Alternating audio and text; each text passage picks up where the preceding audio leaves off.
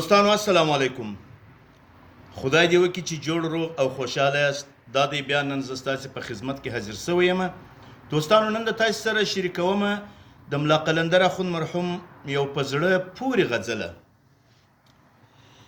احسان دې نن د ما سره سو کم ولې تازه، نهال د زړه ریبې په لور د غم ولې تازه، نهال د زړه ریبې په لور د غم ولې تازه، احسان دې نن د ما سره سو کم ولې تازه. که هر څو مې پټ وساتئ له خلکو راز د مینې، که هر څو مې پټ وساتئ له خلکو راز د مینې، شغلې کوي در سترګو د زړه نم ولې تازه، شغلې کوي در سترګو د زړه نم ولې تازه، نهال د زړه ریبې په لور د غم ولې تازه، احسان دې نن د ما سره سو کم ولې تازه. خولې د یار د مخکه د عسلو غوندې نه وای، خولې د یار د مخکه د عسلو غوندې نه وای، بورا بوړي د ګلو څه شبنم ولې تازه، بورا بوړي د ګلو څه شبنم ولې تازه، احسان دې نن د ما سره سو کم ولې تازه، نهال د زړه ریبې په لور د غم ولې تازه. رخسار که دې په مثال د ور نه وای دلربا، رخسار که دې په مثال د ور نه وای دلربا، ملګرو لایک در سره ورکړئ. زلفانې دې سوې تورو پیچو خم ولې تازه، زلفانې دې سوې تورو پیچو خم ولې تازه، نهال د زړه ریبې په لور د غم ولې تازه، احسان دې نن د ما سره سو کم ولې تازه.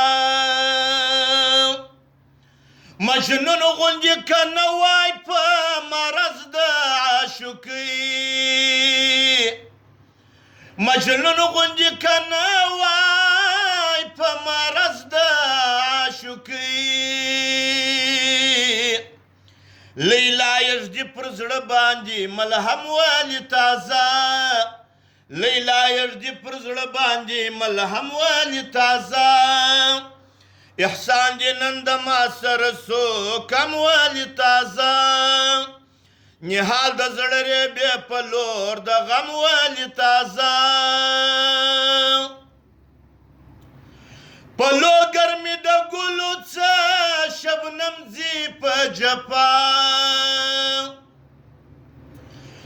په لوګر مې د ګلو څه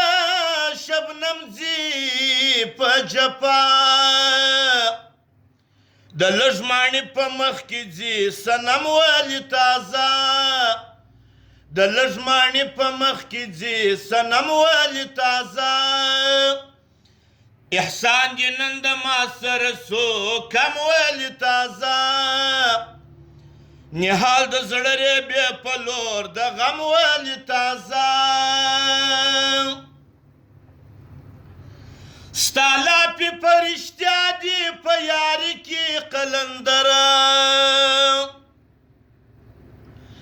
ستا لاپې په رښتیا دي په یاري کې قلندره، که نه وای معاون دې سو قلم ولې تازه، که نه وای معاون دې سو قلم ولې تازه، نهال د زړه ریبې په لور د غم ولې تازه، احسان دې نن د ما سره سو کم ولې تازه. دوستانو در بیا لیدلو پورې نیکې هیلې او ښې چارې ولرئ.